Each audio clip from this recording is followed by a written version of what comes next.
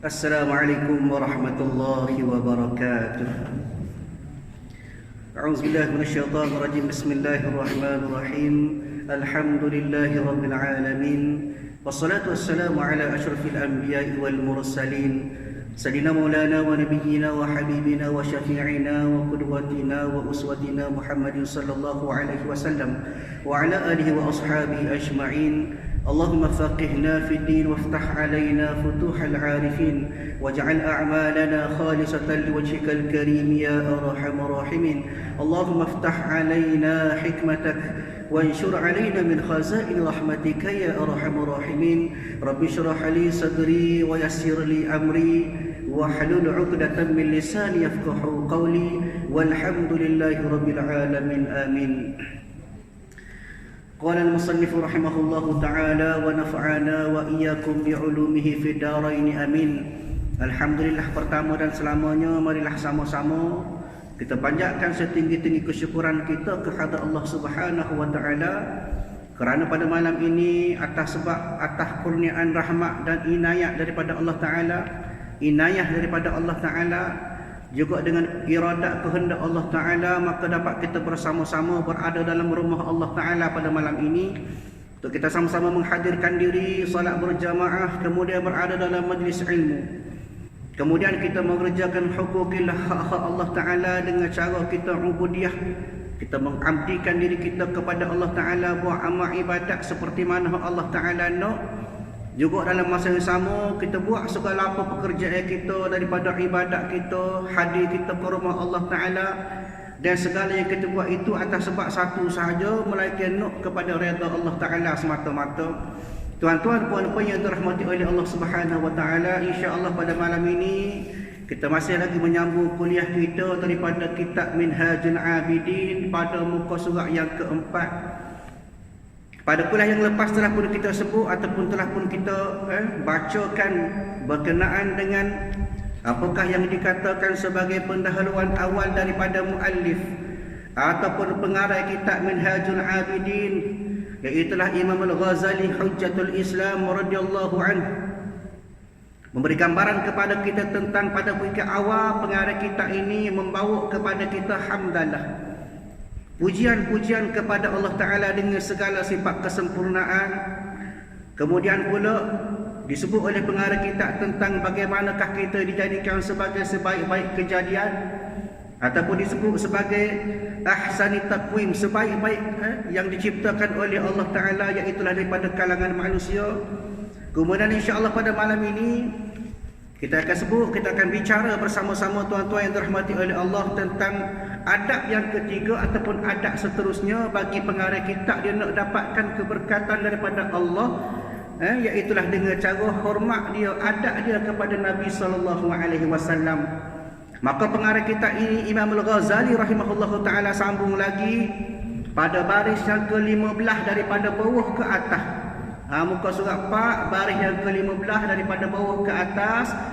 Kata Imam Al-Ghazali rahimahullahu ta'ala, wassalatu wassalamu ala sayyidina Muhammadin sayyidil anbiya'i wal mursalin wa ala alihi al-abrarit tayyibin ajma'in.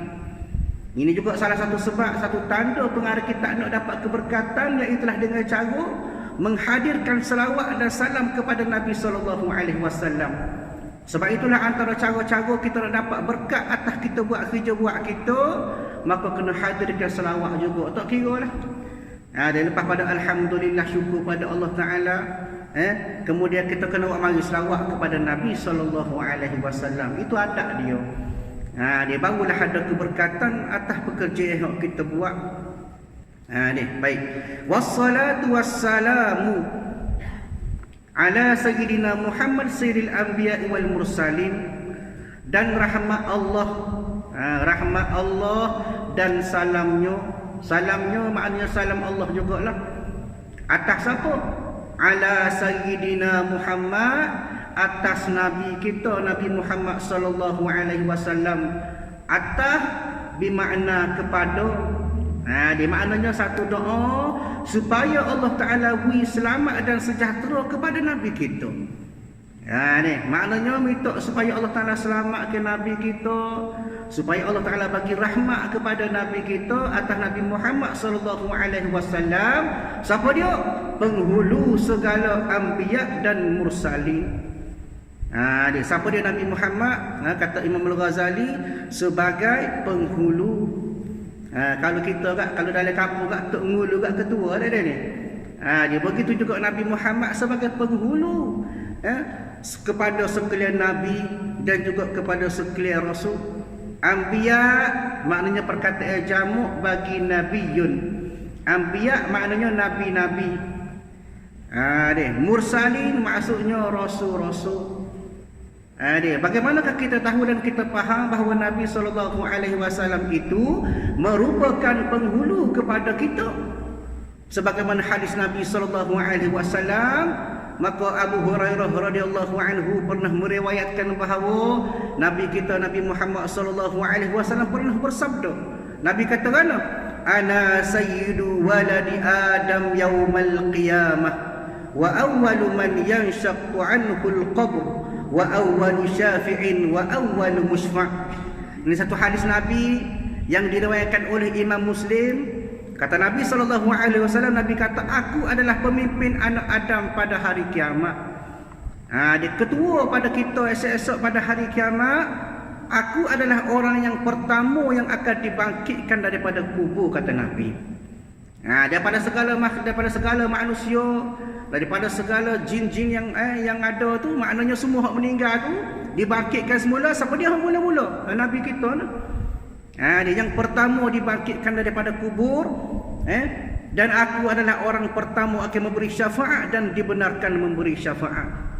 Pada ketika itu nabi-nabi lain kita gingadak tak siri syafaat, tak berani belakang memberi syafaat. Kenapa? Kerana tak diberikan keizinan oleh Allah Ta'ala. Bahkan syafaat mereka tidak dapat mengatasi syafaat terbesar yang diberikan oleh Nabi Muhammad SAW pada kita.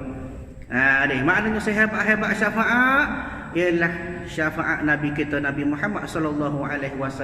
Sebab itulah kita kena minta supaya kita mati, kita meninggal dalam keadaan yang esok diberi syafaat oleh Nabi SAW. Pada masa itu pakak bubuk belaka bolong-bolong nak pada syafaat. Gue jumpa Nabi tu tak sih, jumpa Nabi tak sih, Nabi tu tak berani, dia kata aku sendiri pun tak mampu nak bawa diri aku. Bahkan Nabi kita Nabi Muhammad lah orang yang akan memberi syafaat pada kita pada yaumul qiyamah, pada yaumul mahsyar nanti. Cara dia macam mana? Nak supaya kita ada hubungan kita dengan Nabi. Bukan mudah-mudah nak pergi minta syafaat dengan Nabi, Nabi beri selalu duduk. Maknanya masa hidup atas dunia nak kena supaya kita ada hubungan dulu dengan Nabi. Lagu mana? Rajin selawat kepada Nabi, ingat kepada Nabi sentiasa, amal segala sunnah-sunnah Nabi SAW. Barulah dalam pada hari akhirat nanti Nabi cek, Nabi kenal kita daripada kalangan hamba dia, kalangan umat Nabi hok rajin buat-buat ataupun rajin melakukan perkara-perkara hok supaya Nabi buat. Kalau kita atas dunia ni malah selawat pun malah harap aku dalam semaya tak jadi. Dia kapulai lah, kapul ni alhamdulillah rajin belakang selawat. Maknanya tidak ada perasaan kita kasih ke Nabi pada masa kita hidup, apatah lagi pada masa kita meninggal. Kita tak kenal Nabi atas dunia, maka hari akhirat nanti Nabi pun tak kenal kita.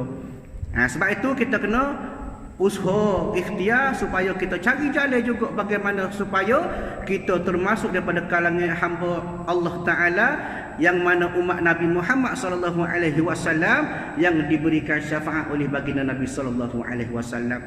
Mana atas dunia kena usaha, berajin selawat dan sebagainya, barulah Nabi kenal kita esok. Bahkan kata Nabi SAW, dia lah merupakan orang pertama yang akan memberi syafaat kepada kita nanti. Bahkan kata dalam hadis lain disebut oleh Abi Sa'id Al-Khudri rahimahullahu ta'ala, pada satu ketika kata Nabi SAW, Nabi kata, Ana sayyidu waladi Adam, aku ni penghulu anak Adam pada hari kiamat, tanpa membanggakan diri pada hari itu. Dia tak sohu Nabi ni, dia tak ada sifat dia nak sohu, nak tunjuk kau yang dia ni hebat boleh buat syafaat ada. Tapi Nabi kita sendiri akan cari, kita akan kenal Nabi kita. Barang siapa kasih ke Nabi atas dunia, maka siap-siap dia akan kenal Nabi. Sebab itulah nak kepada kita ni sentiasa kasih kepada Nabi. Supaya kita termasuk daripada kalangan orang-orang yang diberi syafaat oleh Nabi sallallahu alaihi wasallam. Siapa dia Nabi itu? Sayyidil Anbiya wal Mursalin, ketua bagi rasul-rasul, ketua bagi nabi-nabi. Apa dia Nabi, apa dia Rasul? Serupa ke tak? Lain. Nabi kata ulama ada 124,000 orang Nabi. Ini kata ulama 124,000 orang. Itu Nabi. Ada pun Rasul ada 313. Ada wajib kita ingat, kita tahu secara tafsilan, secara detail ada berapa? Ada 24. Mana itu Nabi dan Rasul. Nabi diberi wahyu oleh Allah Ta'ala atas diri dia, ya. Itu Nabi. Dia Allah Ta'ala beri wahyu kepada dia untuk dia amal diri dia sendiri. Ada pun Rasul, wa amarahu bit tabligh, disuruh supaya sampaikan kepada orang lain. Itu Rasul. Maknanya beza Nabi dengan Rasul. Nabi diberi wahyu atas diri dia, manakala Rasul diberi wahyu untuk sapa kepada orang lain. Di maknanya Nabi Muhammad sallallahu alaihi wasallam merupakan penghulu ataupun ketua kepada segala nabi dan segala rasul. Di maknanya di sini pengarang kita ini Imam Al-Ghazali rahimahullahu taala minta doa supaya Allah Taala beri rahmat oleh Allah Taala kepada Nabi, salam sejahtera kepada Nabi sallallahu alaihi wasallam, iaitu Nabi ini penghulu bagi segala anbiya dan mursalin, dan atas segala keluarganya, wa ala alihi, dan atas segala keluarganya. Keluarga siapa? Keluarga Nabi sallallahu alaihi wasallam. Di atas segala keluarganya yang abrar, lagi yang baik-baik sekaliannya. Abrar asal daripada perkataan albirru, maknanya hak sentiasa buat kebaikan. Atas keluarga Nabi yang abrar, maknanya atas keluarga Nabi yang sentiasa ada bersama keluarga Nabi itu kebaikan. Itu maksud dia. Yang baik-baik sekaliannya, tayyibina ajma'in, yang baik-baik sekaliannya maknanya sekalian daripada kalangan keluarga Nabi sallallahu alaihi wasallam. Baik. I'lamu ya ikhwani as'adukumullahu wa iyana bimardatihi. Ni hak ni Imam Al-Ghazali sebut kepada kita. Imam Al-Ghazali kata kan, ketahuilah oleh kamu sekalian. Siapa dia? Ya ikhwani, saudaraku. Siapa dia? Kita lah. Dia daripada kalangan kita. Maka kata Imam Al-Ghazali, telah memberi bahagia akan kamu. Maknanya telah memberi bahagia akan kamu, maknanya kepada kamu. Ni memberi bahagia akan kamu, maknanya kepada kamu Allah, maknanya oleh Allah Ta'ala, dan akan kami dengan redanya. Ini pun satu doa daripada Imam Al-Ghazali kepada kita. Tengok Imam Al-Ghazali tak putus-putus doa dia. Doa ke Nabi, doa kepada kita, kalangan saudara-saudara dia. Minta supaya Allah Ta'ala beri sa'adah, maknanya kebahagiaan kepada kita orang yang mengaji ni. Ni maknanya supaya diberi akan redanya, reda Allah Ta'ala. Kenapa? Kerana reda Allah Ta'ala merupakan satu benda yang penting dalam kehidupan kita. Allah Ta'ala sebut dalam Quran pada surah Al-Lail, kata Allah Ta'ala, illa batigha'a wajhi rabbihil a'la, hanyalah mengharapkan keredaan Tuhannya yang maha tinggi. Maknanya kita buat apa sekali pun atas dunia, nak kepada redha Allah berlaku. Buat baik nak redha, buat kebajikan nak redha Allah Ta'ala. Buat segala kerja buat kita nak supaya biar Allah Ta'ala redha kita semua. Dan begitu juga pada surah Al-Fajr Allah Ta'ala sebut juga, irji'i ila rabbiki radiyatan mardiyah, kata Allah, kembalilah kepada Tuhanmu dengan keadaan engkau berpuas hati dengan segala nikmat yang diberikan oleh Allah, lagi redha Allah di sisi kamu. Hak ni kita nak sebenarnya. Kita meninggal dunia, kita mati, kita pergi menghadap Allah Subhanahu Wa Taala dalam keadaan redha Allah ada bersama kita. Hak ni lah sebesar-besar nikmat Allah Taala beri kepada kita. Tak sebenarnya lain sebenarnya, nak kepada redha Allah je. Ni. Manakala pada surah Al-Maidah Allah Ta'ala sebut juga, qala Allahu hadha yaum yanfa'u as-sadiqina sidquhum lahum jannatun tajri min tahtiha al-anharu khalidina fiha abada radhiyallahu anhum wa radu an dzalikal fawzul azim. Pada surah Al-Maidah Allah Ta'ala cerita kepada kita, inilah pada hari kiamat orang-orang yang benar pada segi kata-kata dan perbuatan dia boleh manfaat daripada kebenaran mereka. Lagu mana dia boleh manfaat? Sebab dia baik atas dunia tu, maka mereka beroleh surga yang mengalir di bawahnya beberapa sungai. Maknanya surga yang penuh dengan keindahan. Mereka kekal di dalamnya selama-lama. Kekal dalam syurga abadan abidina sampai bila-bila. Dia Allah redha akan mereka dan mereka pula redha akan Allah. Itulah kejayaan yang amat besar. Maknanya redha adalah satu benda yang besar yang dikejar ataupun yang diimpikan oleh kita sebagai hamba Allah Ta'ala. Dia tak ada benda lain kecuali nak kepada tuan kita. Siapa dia? Allah Ta'ala. Bila Allah Ta'ala redha dengan kita, tak ada satu dah lah. Beres dah lah. Maknanya dalam keadaan kita sudah makbulan diterima oleh Allah Ta'ala sebagai seorang hamba yang sentiasa dalam redha Allah Ta'ala. Maknanya nak supaya kita ni dalam keadaan kita sentiasa redha kepada Allah Ta'ala, dan dalam masa yang sama bila kita redha kepada Allah Ta'ala, maka Allah Ta'ala pun akan redha kepada kita. Cuma kita kena ingat, redha Allah kita kena cari. Jangan kita duduk cokoh atas jadah nak suruh Allah redha dok. Kena usaha, kena doa ikhtiar supaya redha Allah Ta'ala sentiasa bersama kita. Lagu mana? Buat hak Allah Ta'ala suruh, tinggal hak Tuhan larang, beriman kepada Allah. Itu sipil dia. Dia cukup 3 syarat ni, maka Allah Ta'ala redha kita. Bagaimana hadis Nabi SAW, Nabi sebut, manil tamasa ridha Allah bisakhatin nas kafahullahu mautih, ataupun mu'tahun nas wa manittamasa ridhaan nas bisakhatillah wa kalahullahu ilan nas. Dia kata Allah, sebab kata Nabi SAW, dia kata barang siapa hak cari redha Allah, kita usaha nak suruh Allah redha kepada kita walaupun mendapat kemurkaan manusia, tak kena dengan kehendak manusia, tapi di sisi Allah Ta'ala Allah redha, maka Allah Ta'ala akan cukupkan kebergantungan kepada manusia.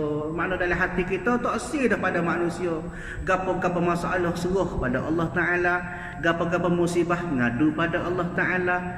Dia mana dalam keadaan itu kita tak sia dah kepada makhluk, nak mengadu kepada Allah Ta'ala.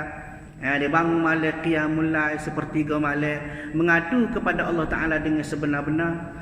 Kenapa? Kerana waktu itulah kita dengan Allah Ta'ala. Nak tunjuk ke siapa? Kita dengan Allah Ta'ala aja mengadu betul-betul ada masalah. Ada masalah ke apa, masalah anak, masalah sebagainya, tak cukup rezeki, minta dengan Allah Ta'ala. Bukan ikut WhatsApp kita mengadu, bukan ikut Facebook kita mengadu. Ni maknanya minta dengan Allah Ta'ala. Kenapa? Kerana Allah Ta'ala lah sebenarnya yang mengkabulkan segala doa kita. Kata Allah Ta'ala, ud'uni astajib lakum, doa mintalah dengan aku, astajib lakum, maka aku akan perkenankan segala doa-doa kamu. Minta molek. Cuma kita kena ingatlah, kita doa tak sebenarnya Tuhan terima belaka. Asa an takrahu syai'an wa huwa khairul lakum, kata Allah, sesungguhnya di sisi kamu mu benci, tapi di sisi Allah Ta'ala molek. Fa asa an tuhibbu syai'an wa huwa syarrul lakum, tetapi di sisi kamu ada benda hak mu suka, tapi di sisi Allah benda tu tak molek. Maka kita minta doa pun tuan-tuan yang dirahmati oleh Allah, jangan ingat Allah Ta'ala terima belaka. Ada sebab dia. Ada kadang-kadang Allah Ta'ala tak membenarkan doa kita, Allah Ta'ala tak terima doa kita, mungkin kerana ada sebab dia tepi hari kita tak tahu. Maka kita kena redha, minta doa, kemudian dalam masa sama kita redha kepada Allah Ta'ala. Kalau baik di sisi Allah Ta'ala, minta supaya Allah Ta'ala kabulkan doa kita. Sebab itulah nak kepada kita sentiasa nak kepada redha Allah Ta'ala. Barang siapa yang mencari redha manusia, sekalipun memperoleh kemurkaan Allah, maka Allah akan serahkannya kepada manusia. Apa maksudnya? Kalau kita duk bergantung kepada manusia, maka satu ketika kita akan bergantung dengan manusia. Hilang kebergantungan kita kepada Allah. Ada masalah, minta tolong dengan manusia, selesai. Maknanya tak ingat dah kepada Allah Ta'ala. Dia nampak manusia ada tolongnya. Dia nampak manusia hak bantu dia, sedangkan hak sebenar-benarnya Allah Ta'ala lah yang membantu segala urusannya. Maka dalam keadaan itu dia tak sedar, dia dalam keadaan sesak dalam sedar. Dia rasa dia tu betul dah, tapi hakikat kebergantungan dia tu tidak kepada Allah tetapi atas makhluk. Maka ini menyebabkan dia dalam keadaan dia sesak tanpa dia sedar. Sebab itu kena beringat nak kepada kemurkaan, nak kepada redha Allah Taala sentiasa. Ikhtiarlah kita usaha biar sentiasa dalam redha Allah Subhanahu Wa Taala. Sebab itulah Imam Al-Ghazali doa juga kepada kita supaya kita sentiasa bersama dengan redha Allah Taala. Sambung lagi. Bahawasanya segala ibadat itu, Imam Al-Ghazali sebut pula kepada kita berkenaan dengan keadaan ibadat. Dia bahawasanya ibadat itu apa dia adalah buah ilmu. Ibadat itu adalah buah ilmu dan faedah umum, maknanya memberi manfaat pada umur kita tu, dan hasil yang dituntut bagi hamba adalah dan mata benda perniagaan segala aulia. Maknanya dia cerita pasal ibadat ni. Ibadat ni bersatu sekali sebagai buah ilmu. Ada ilmu, ada ibadat, insya-Allah Tuhan terima. Begitu juga ibadat ini boleh berfaedah pada umur kita. Dia panjang umur atas sebab kita buat amal ibadat, maka itu satu kelebihan kepada kita, manfaat kepada kita. Dan mata benda perniagaan segala aulia. Maksudnya para aulia Allah, ibadat itulah merupakan sahih dia dengan Allah Ta'ala. Kenapa? Kerana dia nampak nilai ibadat. Kita tak nampak. Kadang-kadang 2 rakaat semaya pun menebih. Ada setengah tu semaya 2 rakaat berasa boleh masuk syurga dah. Ada kapulai lah. Aku tidak kapul kita pada siapa aku berlaku. Alhamdulillah. Ayatnya di sisi kita kadang-kadang tidak ada nilai ibadat, buat kerana terpaksa. Sedangkan di sisi awliya Allah, di sisi para awliya, para wali, dia tahu nilai ibadat. Sebab tu duk bagi pakat berebut berlumba-lumba untuk buat amal ibadat kepada Allah. Dia. Dan jalan bagi segala orang yang atqiya, dia, iaitulah orang-orang yang takut. Bagi orang-orang yang takut kepada Allah Ta'ala, dan ketinggian pada Allah Ta'ala, dan juga tempat kuasa ataupun tujuan yang mempunyai cita-cita dan keinginan. Mana bagi orang yang nampak ibadat itu sebagai satu benda yang besar, satu benda yang bernilai di sisi Allah Ta'ala, maka itu akan dianggap sebagai satu cita-cita dia. Boleh buat amal ibadat, syukur pada Allah Ta'ala. Dia boleh semaya waktu cukup sehari semalam, syukur pada Allah Ta'ala. Kenapa? Kerana itulah yang merupakan cita-cita bagi orang yang nampak kelebihan pada ibadat. Orang yang tak nampak, dia tinggal semaya pun dia tak rasa apa. Dia tak rasa nak seperti biasa tak semaya pun. Kapul lain lah, kapul ni rajin belakang semaya. Maknanya di sisi orang yang nampak kehebatan ibadat ataupun besarnya mulianya ibadat, maka dia akan jadi satu cita-cita bagi orang-orang tersebut. Dan orang yang kiram, orang yang mulia pun lagu tu juga, mana dia akan menilai ibadat sebagai satu benda yang besar, yang mulia. Dan pekerjaan lelaki yang himmatun aliyah, himmah yang tinggi, orang yang bercita-cita, maka dia akan nampak belakang kebesaran ataupun kemuliaan atas jalan ibadat. Dan ikhtiar, pilihan bagi orang yang punya mata hati yang ceruh, yang celik. Bagi orang nampak, hati dia tahu selalu. Bila dia semaya lah, hati dia berubah selalu dah. Hati dia khusyuk. Hati dia mari rasa rindu kepada Allah Ta'ala. Hati dia mari rasa kasih kepada Allah Ta'ala. Hati dia rasa suka nak buat amal ibadat lepas semaya. Bila semaya zuhur bercita-cita, tunggu nak semaya asar pula. Kenapa? Sukanya dia buat amal ibadat kepada Allah Ta'ala. Ini bagi orang yang mempunyai mata hati. Dia pandai dengan ainul musyahadah. Pandangan mata hati dia tahu selalu dah apakah yang dikatakan sebagai kelebihan ataupun kemuliaan orang-orang yang mengerjakan ibadat kepada Allah, iaitu jalan orang yang dapat bahagia dan jalan menuju syurga. Mana kesudahan dia? Di syurga lah.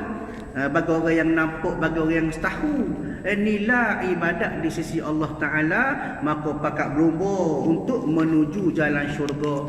Sebab itulah tuan-tuan yang dirahmati oleh Allah, syurga pun kita kena kejar. Kita kena cari syurga.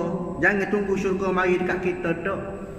Sebab itulah tuan-tuan yang terhormati oleh Allah, Allah Ta'ala sebut juga dalam surah Al-Hadid, kata Allah Ta'ala, sabiqu ila maghfiratin min rabbikum wa jannatin arduha ka'ardis samai wal ardi u'iddat lilladzina amanu billahi wa rusulih.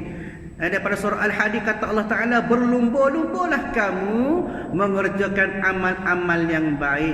Pakak buat amal, pakak buat kebajikan untuk mendapat keampunan daripada Tuhan kamu dan mendapat syurga yang bidangnya seluas segala langit dan bumi. Allah Ta'ala suruh kita buat amal. Atas sebab apa? Antara sebabnya, selain daripada kita nak redha Allah Ta'ala, maka kita nak juga ganjaran, ngupah. Walaupun pada hakikatnya, kalau orang wali dia tak usah ngupah sebenarnya.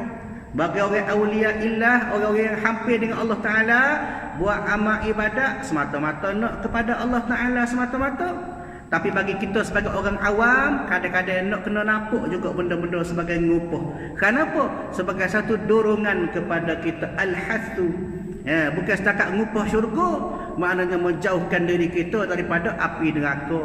Maknanya di situ ada dua dorongan. Dorongan untuk kita masuk syurga dan dorongan untuk kita menjauhkan diri kita daripada api neraka. Maka kena berlumba-lumba untuk kita buat amal kebajikan. Kenapa? Kerana itulah supaya kita dapat merasai perjalanan orang-orang yang nak menuju ke syurga Allah Subhanahu wa taala, insya-Allah. Di maknanya nak kepada jalan bahagia dan jalan syurga. Sebagaimana firman Allah Ta'ala, kata Allah Ta'ala, wa ana rabbukum fa'budun, kata Allah. Daripada surah Al-Anbiya ayat 92 kata Allah Ta'ala, dan aku Tuhan kamu maka sembahlah oleh kamu. Maknanya Allah Ta'ala ada aku ni Tuhanmu, maka kamu kena sembah aku. Dan lagi firman Allah Ta'ala, maka Allah Ta'ala sebut juga dalam Quran, kata Allah Ta'ala daripada surah Al-Insan ayat 22, inna hadza kana lakum jazaa'an wa kana sa'yukum mashkura, kata Allah. Bahawasanya inilah ada bagi kamu. Bahawasanya inilah ada bagi kamu balasan dan adalah usaha kamu disyukurkan. Maknanya balasan, maknanya bagi balasan atas segala usaha kamu buat tu. Dan adalah usaha kamu disyukurkan. Maknanya segala hak kita buat tu, atas kebaikan kita buat itu, maka ada balasan dia. Kerana apa? Atas syukur kita, segala benda tu kita boleh buat kepada Allah Ta'ala.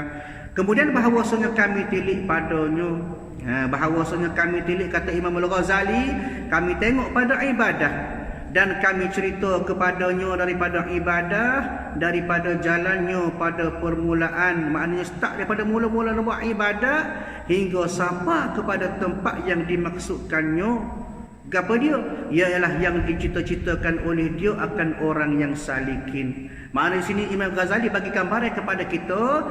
Imam Ghazali perhati, dia tengok dah, dia nilai dah atas jalan ibadat. Setara mana jalan ibadat orang yang salikin. Apa maksud salikin? Iaitulah orang yang nak berjalan menuju ke hadratillah.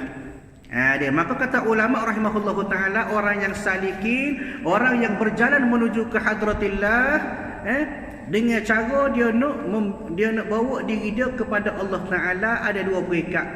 Yang pertama, dia panggil li ajlil jannah, as-salikin li ajlil jannah. Maknanya orang yang berjalan kepada Allah Ta'ala dengan niat dia boleh syurga, dia selamat daripada api neraka. Itu satu cara. Dia nak kepada Allah Ta'ala juga, tapi kenapa? Kerana nak syurga tapi takut pada neraka. Itu yang pertama. Yang kedua, orang yang berjalan ataupun salikin yang disebutkan oleh Imam Al-Ghazali rahimahullah ta'ala kepada kita, iaitulah yang kedua, iaitulah daripada li ajlillah. Kalau tadi li ajlil jannah, nak kepada syurga.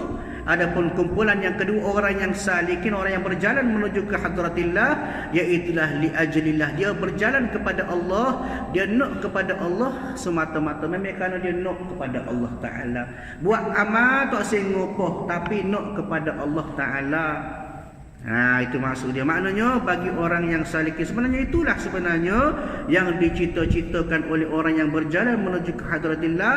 Dia tengok pada jalan ibadah, dia kata kan, maka tiba-tiba ialah jalan ibadat tersebut sangat dalam dan sabil yang sangat payah. Maknanya buat ibadat bukan mudah. Dia buat amal ibadat bukan satu perkara yang mudah. Sebab itulah pakat madah belaka, pakat payah belaka buat ibadat. Tempat lain lah, tempat kita alhamdulillah rajin belaka. Maknanya satu jalan yang dalam dan sabil yang sangat payah, maknanya susah nak buat amal ibadat. Telah tengok contoh semaya subuh lah. Berapa orang semaya jemaah. Tempat kita penuh semua semaya subuh alhamdulillah. Maknanya susah nak buat amal ibadat kepada Allah. Ni. Banyak bukitnya yang payah nak naik, lagi masyakkah, maknanya atas kesukaran dia tu. Ni jauh perjalanannya, maknanya jauh perjalanan atas amal ibadat tu. Amat besar kebinasaan, maknanya amat besar kerusakan. Berapa ramai manusia yang akhirnya tertewas, akhirnya tak buat amal ibadat kepada Allah. Lalah mengalah gitu ya. Allah gitu ya. Allah kau gapo? Allah kau syaitan, Allah kau hawa nafsu, Allah kau makhluk, Allah kau dunia. Pak benda ni lah hak sentiasa erik-erik kita tak siwak amal ibadat tu. Pak benda ni lah. Ni kadang-kadang kita kalah kepada nafsu. Kalau semaya subuh kalah ke nafsu tidur. Duk turun angin nak tidur, tak bangun semaya subuh. Kita kalah kepada hawa nafsu kita. Begitu juga kalah kepada dunia. Cuma buat amal sibuk dengan dunia. Kapal lain, kapal ni bagus belaka buat amal ibadat. Alhamdulillah. Maknanya kita sentiasa tertipu. Maka atas sebab itulah dinampakkan bahawasanya segala perjalanan ibadat itu payah.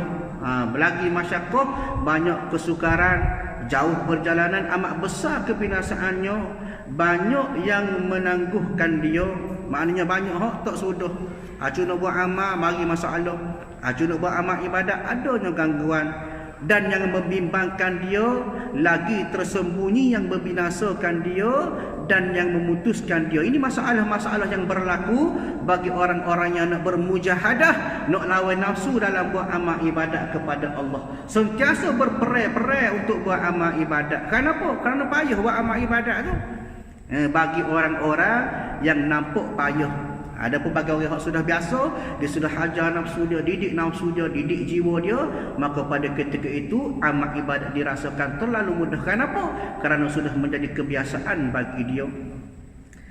Dan banyak seterunya dan perampasnya, tetapi sedikit yang menolong akan dia dan akan pengikutnya. Ini cerita apa yang dikatakan sebagai masalah-masalah, rintangan-rintangan yang berlaku bagi orang yang nak buat amal ibadat. Banyak masalah, kena berhadapan dengan pelbagai masalah baru boleh buat amal ibadat. Ayatnya saqilatu 'alan nafs, berat pada nafsu.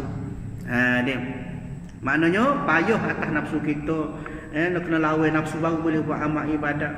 Nak semaya pun bukan main dia daripada awal semaya sampai kaki ada saja gangguan-gangguan yang boleh menyebabkan kadang-kadang rusaknya amal ibadat kita tersebut. Ni baik.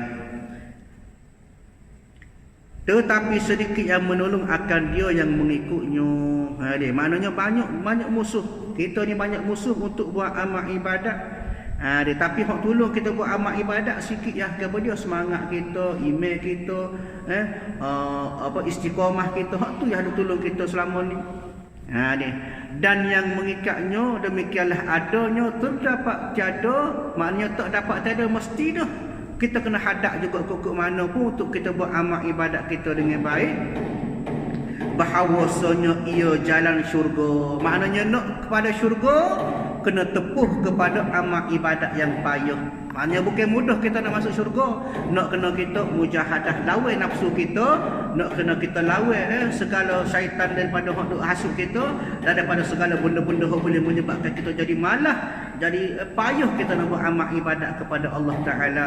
Maka jadilah yang demikian itu membenarkan bagi barang yang disebut pada hadis Nabi SAW, ala wa innal jannata huffat bil makarihi, ala wa innan nar huffat bis syahwat. Kata Nabi SAW, Nabi kata kerana ketahuilah olehmu dan bahawasanya syurga itu dikelilingi dengan kebencian. Mana nak masuk syurga? Kena buat benda hak benci, maknanya benda hak pelawai dengan nafsu, hak nafsu tak suka, hak nafsu tak si, maka itulah kena buat baru boleh masuk syurga. Dan bahawasanya neraka itu dikelilingi dengan keinginan. Maknanya nak masuk syurga, nak masuk neraka mudah ya. Gapo dia? Turut hawa nafsu, turut syahwat kita, turut benda hak kita duk suka buat. Maknanya tuan-tuan yang dirahmati oleh Allah Ta'ala, apa yang perlu kita faham bahawasanya jalan mujahadah itu kena lalu. Kita kena mujahadah, kena lawan segala-galanya untuk kita buat amal ibadat kepada Allah Ta'ala. Dan lagi sabda Nabi SAW, ala wa innal jannata haznun bi rabwatin, ala wa innan nar sahlun bi syahwatin. Wallahu a'lam bishawab. Insyaallah bersama kuliah kita pada masa akan datang. A'udzubillahi minasyaitonir rajim. Bismillahirrahmanirrahim. Alhamdulillahirabbil alamin. Wassalatu wassalamu ala asyrafil anbiya'i wal mursalin wa ala alihi wa ashabihi ajma'in. Allahumma inna nas'aluka ridhaka wal jannah wa na'udzubika min sakhatika wan nar. Allahumma innaka 'afuwun karimun tuhibbul 'afwa fa'fu 'anna wa 'an walidina wa 'an jami'il muslimina wal muslimati wal mu'minina wal mu'minati bi rahmatika ya arhamar rahimin. Allahumma rabbana atina fid dunya hasanah wa fil akhirati hasanah wa qina adzaban nar. Sallallahu ala sayyidina Muhammad wa ala alihi wa ashabihi ajma'in walhamdulillahi rabbil alamin. Assalamualaikum warahmatullahi wabarakatuh.